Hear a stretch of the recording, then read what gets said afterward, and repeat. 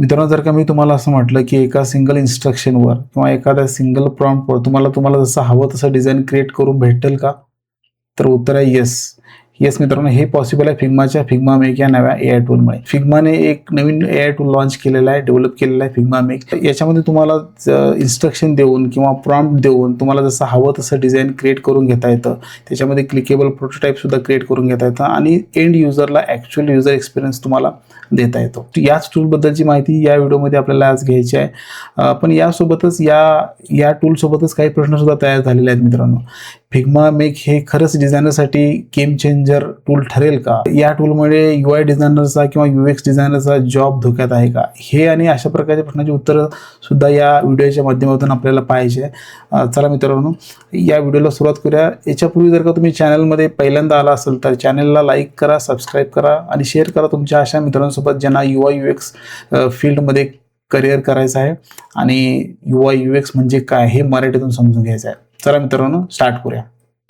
तेच मित्रांनो, मी आता फिग्मा फाईलमध्ये आलेलो आहे. जसं की तुम्ही बघत असाल, माझ्यासमोर एक वेबसाईट लेआउट आहे डिझाईन केलेलं, एक स्टॅटिक लेआउट आहे. या लेआउटमध्ये मित्रांनो कुठल्याही प्रकारचे इंटरॅक्शन्स वगैरे मी ॲड केलेले नाहीत. ओव्हरचे इफेक्ट्स वगैरे काय ॲड केलेले नाहीत. बेसिक ॲनिमेशन्स वगैरे हे सुद्धा काहीच ॲड केलं नाही. पूर्ण स्टॅटिक आहे. या स्टॅटिक पेजला आपल्याला इंटरॅक्टिव्ह कसं बनवायचं ते देखील फिग्मा मेक हे टूल यूज करून ते आपल्याला आता बघायचं आहे. याच्या आधी आपल्याला लेफ्ट हँड साईडला फिग्माचा जो लोगो दिसतो त्या लोगोच्या मध्ये गेल्यानंतर फाईलमध्ये जायचं आहे. आपल्याला फाईलमध्ये गेल्यानंतर मेकला क्लिक करायचं आहे. त्याला क्लिक केल्यानंतर आपल्याला एक नवीन टॅब ओपन होतो. नवीन टॅब ओपन झाल्यानंतर आपल्याला असा इंटरफेस दिसून येतो, ज्याच्यामध्ये आपल्याला आपला प्रॉम्प्ट लिहिण्यासाठी किंवा आपले इन्स्ट्रक्शन लिहिण्यासाठी एक टेक्स्ट बॉक्स दिलेला आहे. तर या टेक्स्ट बॉक्समध्ये आपल्याला पहिल्यांदा आपलं डिझाईन कॉपी पेस्ट करायचं आहे. त्याच्यासाठी मला माझ्या जुन्या टॅबवर जाईन, मी तिथे माझ्या डिझाईनला क्लिक करेन, ते कॉपी करेन, परत फिग्माच्या टॅबमध्ये येईल आणि मला इथं हे फक्त पेस्ट करायचं आहे.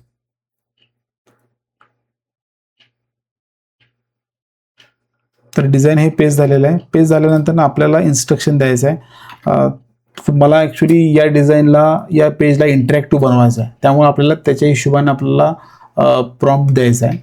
तर तो प्रॉम्प्ट मी देईन इथे, मेक दिस डिझाईन मोर इंटरॅक्टिव्ह. जर का तुम्हाला तुमचा प्रॉम्प्ट तितका प्रॉपर वाटत नसेल तर त्याच्यामध्ये अजून एक ऑप्शन आहे की ज्याच्यामध्ये तुमच्या प्रॉम्प्टला सुद्धा तुम्ही फिग्मा मेक यूज करून त्याला एनहॅन्स करू शकता. जर का तुम्हाला इथे एक बटन दिसतं एनहॅन्स प्रॉम्प्ट म्हणून, तुम्ही याला क्लिक केला तर तुम्ही जो दिलेला प्रॉम्प्ट आहे तो अजून जास्त पद्धतीने तुम्हाला क्रिएट करून दाखवतं. आणि जर का तुम्ही सॅटिस्फाईड झाला तर तुम्हाला फक्त इथे ॲक्सेप्टला क्लिक करायचं आहे आणि नंतर ना इथे एक बटन आहे, त्या बटनला तुम्हाला क्लिक करायचं आहे. ही प्रोसेस व्हायला मित्रांनो थोडा वेळ लागतो, मे बी 1 ते 2 मिनटं लागतात. जेच मित्रांनो डिझाईन कंप्लीट केलेलं आहे. त्यानं पूर्ण आपलं जे स्टॅटिक पेज आहे ते पूर्णपणे डायनॅमिक बनवलं आहे, इंटरॅक्टिव्ह बनवलं आहे. जसं की तुम्ही बघत असाल, वरचे जो नेव्हिगेशन्स आहे तो नेव्हिगेशन्स त्याने पूर्ण सगळे इफेक्ट्स वगैरे टाकलेले आहेत आणि याचं लिंकसुद्धा केलेलं आहे. हे सिंगल पेज ॲप्लिकेशन आहे. हे आपण त्याला सांगितलं सुद्धा नाही की हे सिंगल पेज ॲप्लिकेशन आहे, पण त्यानं स्वतःहून ते कन्सिडर केलं आणि त्याच्या हिशोबाने त्यानं नेव्हिगेशन आपल्याला यूज करून दिलेलं आहे. जर का तुम्ही अबाउट असला क्लिक केली तर डायरेक्ट अबाउट असच्या टॅबवर गेलेलं आहे. सगळ्यात महत्त्वाची गोष्ट म्हणजे आपलं जे मेन डिझाईन आहे त्याच्यामध्ये हिरो सेक्शन मित्रांनो मी जाणून बुजून ॲड नव्हता केला होता, पण इथे बघितला तर त्यानं ऑलरेडी ते हिरो सेक्शनमध्ये इमेजेस वगैरे प्रॉपर जसे आपल्याला पाहिजे तसे ॲड केले आहेत. बटनचे इंटरॅक्शन त्याने ॲड केलेले आहेत. जिथे जिथे स्कोप आहे इम्प्रूव्हमेंट तिथे स्कोप केलेला आहे. जे कार्ड्स आहेत ते कार्ड स्टॅटिक्स होते ते डायनॅमिक केलेले आहेत. लर्न मोरचे बटन्स त्याला इंटरॅक्टिव्ह बनवलेलं आहे आणि स्क्रोल केल्यानंतर ना हा फॉर्म देखील त्यानं प्रॉपर बनवलेला आहे. फॉर्मला क्लिक केल्यानंतर ना येस त्याचं व्हॅलिडेशनसुद्धा क्रिएट केलेलं आहे. आय थिंक मॅप पण ॲड करून दिलेला आहे. सगळे बटन्स क्लिकेबल बनवलेले आहे. आता हे आपल्याला हे रिस्पॉन्सिव्ह आहे का नाही हे एकदा चेक करायचं आहे. इथं लेफ्ट हँड साईडला मोबाईल प्रिव्ह्यू नावाचं एक बटन आहे, जस्ट चेक करू. जीस मित्रांनो हे पहा, त्यांना रिस्पॉन्सिव्ह देखील आपल्याला बनवून दिलेलं आहे. अबाउट अस वगैरे हे सेक्शन त्याने क्रिएट करून दिलेलं आहे. परत मोबाईलवरून डेस्कटॉपवर जातो. आता हे इतकं हे इंटरॅक्शन जर का एखाद्या नॉर्मल डिझायनरला बनवायला लागलं तर त्याचा ॲटलिस्ट 1 दिवस तरी मित्रांनो आरामानं जाईल. कारण त्याला डिझाईन करायचं आहे, डिझाईन केल्यानंतर डेव्हलपमेंट करायचं आहे. याचा कोड पण दाखवतो मी तुम्हाला, हे कुठल्या कोडमध्ये डेव्हलप झालेलं आहे. तर का तुम्ही स्क्रीनच्या इथे एक आया आयकन आहे, आया आयकनला लागून कोडचा आयकन आहे, याला क्लिक केला तर तुम्हाला याचा पूर्ण कोड भेटतो आणि हा कोड तुम्ही यूज करू शकता. हा प्रोडक्शन रेडी कोड आहे मित्रांनो. याच्यामध्ये काही ठिकाणी जर का ट्विक्स केल्या, काही मायनर चेंजेस केले तर हा प्रोडक्शनसाठी क्वालिटी कोड होऊ शकतो. पहा तुम्ही हा कोड इथे चेक करू शकता. हे झालं एक्झिस्टिंग ॲप्लिकेशनमध्ये किंवा एक्झिस्टिंग डिझाईनमध्ये जर का डिझाईन चेंजेस करायचं असेल तर काय करायचं. समजा जर का आपल्याला एक नवीन प्रॉम्प्ट देऊन जर का एक नवीन ॲप्लिकेशन बनवायचं असेल, नवीन डिझाईन क्रिएट कसं करायचं असेल तर ते आपण बघूया. आता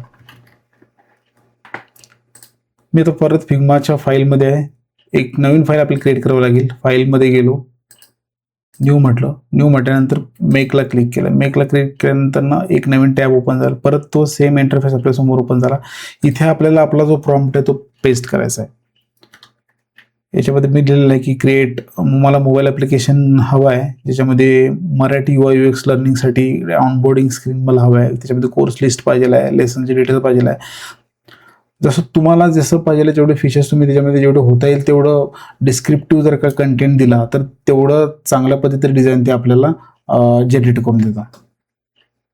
हे एनहॅन्सचं बटन आहे, त्याला एनहॅन्स हवा असेल तर तुम्ही एनहॅन्स करू शकता, नसेल तर तुम्ही ओके असेल तर तुम्ही डायरेक्टली या ॲरोला तुम्हाला क्लिक करायचं आहे. आता याची प्रोसेस बॅकग्राऊंडला परत चालू झाली. सेम तुम्ही लेफ्ट हँड साईडला जर का बघितला तर त्याची बॅकग्राऊंडला जी तो काही प्रोसेस करतो ते प्रोसेससुद्धा त्याने दाखवलेलं आहे की कोणत्या फाईलमध्ये किती चेंजेस केले, काय प्रॉम्प्ट घेतले, कसे घेतले आणि त्याच्यावर कसं त्याने वर्क केलं, हे सगळं आपल्याला इथून दिसून जातं. रिझनिंग ज्यावेळेला बघाल तर त्यावेळेला त्यांना आपल्याला समजून जातं की तो त्यांना काय काय बनवायचं आहे. आपण जसं प्रॉम्प्टमध्ये सांगितलं होतं त्यांना की मला ऑनबोर्डिंग पाहिजे, कोर्स लिस्ट पाहिजे, लेसन डिटेल्स पाहिजे, व्हिडिओ प्लेअर पाहिजे, हे सगळं त्यानं कन्सिडर केलेलं आहे आणि त्याच्या हिशोबानं तो थिंक करून मग आपल्याला डिझाईन जनरेट करून देते. तर हे एवढं डिटेलिंग आपल्याला इथं बघता येतं. येस मित्रांनो, फिग्मा मेघनं त्याचं काम केलेलं आहे आणि आपल्यासमोर एक जो प्रॉम्प्ट दिला होता त्या प्रॉम्प्टचं एक बेस्ट व्हर्जन त्यांनी आपल्या समोर मांडलेलं आहे. याची स्प्लॅश स्क्रीन त्यांनी दिलेली आहे.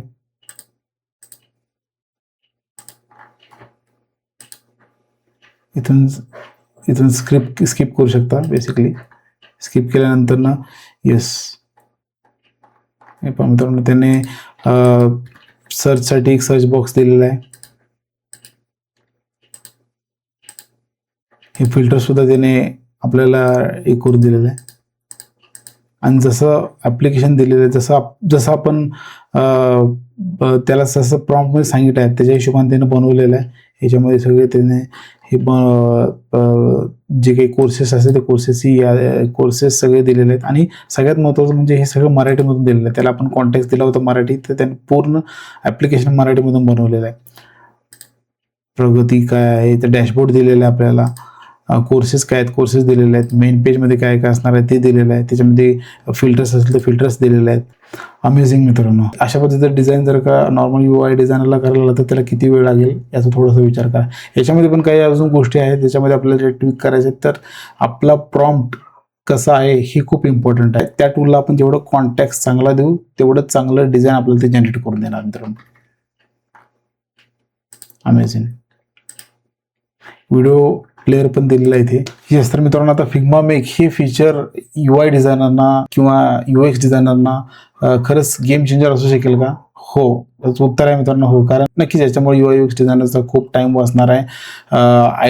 आयडिएशनसाठी UX डिझायनरना किंवा UI डिझायनरना याचा खूप उपयोग होणार आहे. काही वेळेला मित्रांनो आपल्याला क्लायंटला एक पर्टिक्युलर फ्लो समजून सांगायचा असतो, पण तो पर्टिक्युलर फ्लो प्रत्येक वेळेला डिझाईन करून त्याला सांगणं शक्य नसतं कारण तेवढा वेळ आपल्याला नसतो. पण या टूलमुळं आपल्याला हे सहज शक्य आहे.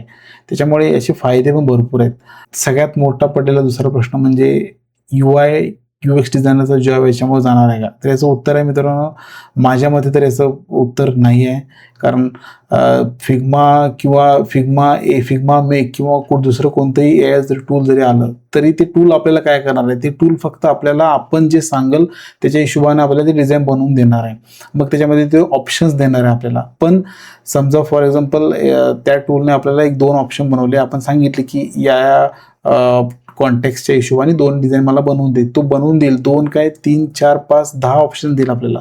पण त्या 10 ऑप्शनमधील एक चांगला ऑप्शन निवडणं म्हणजेच त्याचं डिसिजन मेकिंग करणं हे आपल्याच हातात आहे. हे डिसिजन मेकिंगचं जी गोष्ट आहे ती फक्त अजून तरी UI डिझायनर्स करू शकतो. म्हणजे इथे ह्युमन इंटरफिअरन्स हवा आहे, हे AI ठरवू नाही शकत. तर त्याच्यामुळं मला वाटतं की AI डिझायनरचा किंवा UX डिझायनरचा जॉब जाणार नाही. तर तुम्हाला काय वाटतं मित्रांनो, अशा टूलमुळे किंवा फिग्मा मेक अशा टूलमुळे UI UX डिझायनरचा जॉब जाऊ शकतो? कमेंट करा आणि तुमचं मत एक्सप्रेस करा. व्हिडिओ आवडला असेल तर लाईक करा, सबस्क्राईब करा आणि शेअर करा तुमच्या अशा मित्रांसोबत ज्यांना UI UX फील्डमध्ये करिअर करायचं आहे आणि UI UX म्हणजे काय हे मराठीतून समजून घ्यायचं आहे. भेटूया मित्रांनो तोपर्यंत पुढच्या व्हिडिओमध्ये. तोपर्यंत नमस्कार.